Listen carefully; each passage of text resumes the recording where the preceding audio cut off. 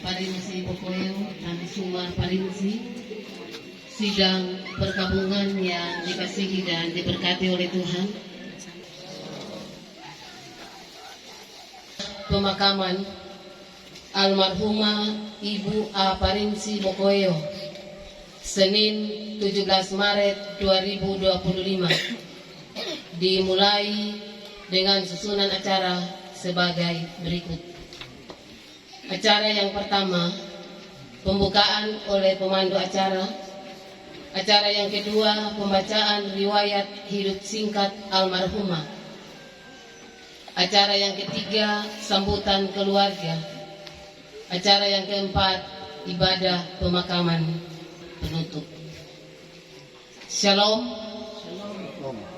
Puji Tuhan, kita bersyukur dan berterima kasih kepada Tuhan Yesus, Sang Pemilik kehidupan ini, karena kasih, penyertaan dari rumpun keluarga yang berduka pada saat ini. Hingga di pagi hari ini, kita semua diberi waktu, diberi kesempatan yang begitu baik dan luar biasa dari Tuhan untuk boleh bersama-sama dengan rumpun keluarga Parinsi Bokoyo dan Suma Parinsi di tempat ini untuk mengambil bahagian dalam ibadah pemakaman, menghentar jenazah orang tua terkasih Ibu A. Parinsi Bokoyo almarhumah. Biarlah kiranya kegiatan ibadah atau ibadah pemakaman di pagi hari ini akan senantiasa ada dalam tuntunan dan penyertaan Tuhan, sehingga semuanya boleh berjalan dengan baik dan lancar dalam kehendak Tuhan sendiri.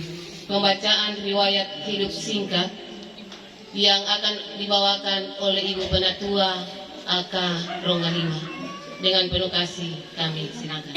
Selamat pagi dan salam sejahtera bagi kita semua. Terima kasih atas kesempatan yang diberikan oleh pembawa acara untuk menyampaikan riwayat hidup singkat almarhumah Ibu A. Parinsi Bokoyo. Dan dalam pembacaan riwayat hidup ini, saya mohon izin dan mohon maaf dan rasa hormat kami, karena nanti ada nama-nama orang tua yang akan kami sebutkan, baik yang sudah meninggal maupun yang masih hidup. Selengkapnya, riwayat hidup singkat demikian. Nama almarhumah Ibu Antonia Bokoyo. Tempat tanggal lahir Lembo Belala 5 Desember 1934. Almarhumah lahir dari perkawinan. Nama ayah dengan hormat kami sebut Bapak Tosakina Bokoyo almarhum. Nama ibu Ibu Wenonggi Lahora almarhumah. Almarhumah menikah dengan Bapak Ngolipu Parinsi. Almarhumah memiliki saudara kandung 3 orang berturut-turut kami sebutkan. Yang pertama, almarhumah Ibu Orume Bokoyo, dikenal dengan keluarga Lagarinda Bokoyo. Yang kedua, almarhumah Ibu Wadoya Bokoyo, dikenal dengan keluarga Lantoe Bokoyo. Yang ketiga, almarhumah sendiri Ibu Antonia Bokoyo, dikenal dengan keluarga Parinsi Bokoyo. Dari perkawinan keluarga Parinsi Bokoyo, almarhumah dikaruniai 9 orang anak berturut-turut kami sebutkan. Almarhumah Yulin Arlin Parinsi, dikenal dengan keluarga Panginda Parinsi, dikaruniai 5 orang anak, 7 orang cucu, dan 1 orang cece, berdomisili di Lembo Baru. Menantu dan anak cucu ada di sisi jenazah. Yang kedua, Leo Parinsi, dikenal dengan keluarga Parinsi Lamuanta, dikaruniai 3 orang anak, 1 orang cucu, berdomisili di Pangkajene. Yang ketiga, Lena Parinsi, dikenal dengan keluarga Baloge Parinsi, dikaruniai 1 orang anak, 1 orang cucu, berdomisili di Palopo. Yang keempat, almarhum Martin Halis Parinsi, dikenal dengan keluarga Parinsi Mbealo, dikaruniai 4 orang anak, 8 orang cucu, berdomisili di Korobonde, menantu dan anak cucu ada di sisi jenazah. Agus Sarmin Parinsi, dikenal dengan keluarga Parinsi Wengku, dikaruniai 1 orang anak, 3 orang cucu, berdomisili di Kolonodale, menantu dan anak cucu ada di sisi jenazah. April Haberlius Parinsi, dikenal dengan keluarga April Parinsi, dikaruniai 2 orang anak, berdomisili di Palopo. Yang ketujuh, Hinderce Parinsi, dikenal dengan keluarga Tan Suma Parinsi, dikaruniai 4 orang anak, 6 orang cucu, berdomisili di Lembu Baru. Keluarga ini yang bersama-sama dengan orang tua di tempat ini. Saat ini semua keluarga ada di sisi jenazah. Yang kedelapan, Noperman Parinsi, dikenal dengan keluarga Parinsi Pasang, dikaruniai 2 orang anak, berdomisili di Kolonodale, menantu dan anak ada di sisi jenazah.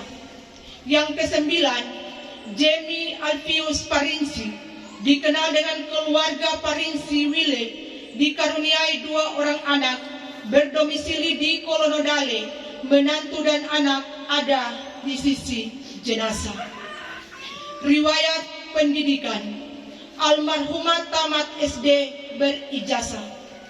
Riwayat dalam jemaat dan masyarakat, almarhumah menjadi anggota jemaat Efrata Lembu Baru dan masyarakat Lembu Baru yang patuh pada aturan gereja dan masyarakat, setia menjalankan tugas dan tanggung jawab dalam berjemaat maupun bermasyarakat. Riwayat penyakit, almarhumah dalam menjalani masa hidupnya setelah ditinggalkan oleh suami terkasih, hidup sendiri di tengah-tengah keluarga Parinsi Bokoeo. Anak-anak berusaha untuk membawa orang tua, tetapi almarhumah lebih senang mendiami tempat mereka sendiri. Dengan berjalannya waktu dan bertambahnya usia almarhumah, maka sekitar tahun 2020, atas kesepakatan anak-anak bersama dan persetujuan juga dengan almarhumah, sehingga almarhumah dibawa di tengah-tengah keluarga Tan Suma Parinsi di tempat ini. Kurang lebih 5 tahun almarhumah dirawat dan hidup bersama anak cucu di tempat ini.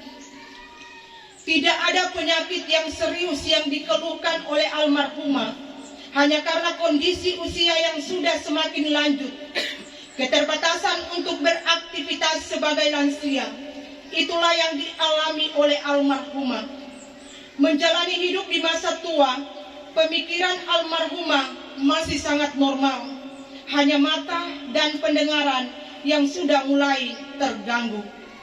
Almarhumah masih rindu dan menerima pelayanan yang sering dilakukan oleh majelis jemaat dalam kunjungan ibadah minggu. Namun kuasa Tuhan sungguh ajaib. Ia kembali mengambil milik kepunyaannya pada hari Sabtu, tanggal 15 Maret tahun 2025. Sekitar pukul 12.30 WITA, selesai almarhumah diberi makan siang. Tanpa ada pesan, tanpa ada keluhan, orang tua pergi menjawab panggilan Tuhan dengan tenang. Sebagai manusia, anak-anak, keluarga, dan jemaat tidak menyangka hal itu akan terjadi dan harus diperhadapkan dalam kenyataan ini. Tuhan lebih menyayangi almarhumah orang tua kekasih. Ia mengambil milik kepunyaannya dengan tenang dan damai. Almarhumah telah menjawab panggilan Tuhan kembali ke pangkuan Bapa di surga dalam usia 90 tahun, 3 bulan, 10 hari. Pergi dengan damai, meninggalkan 7 orang anak, 9 orang anak mantu, 24 orang cucu, 26 orang cece, dan 1 orang cicit. Tuhan yang memberi, Tuhan pula yang mengambilnya.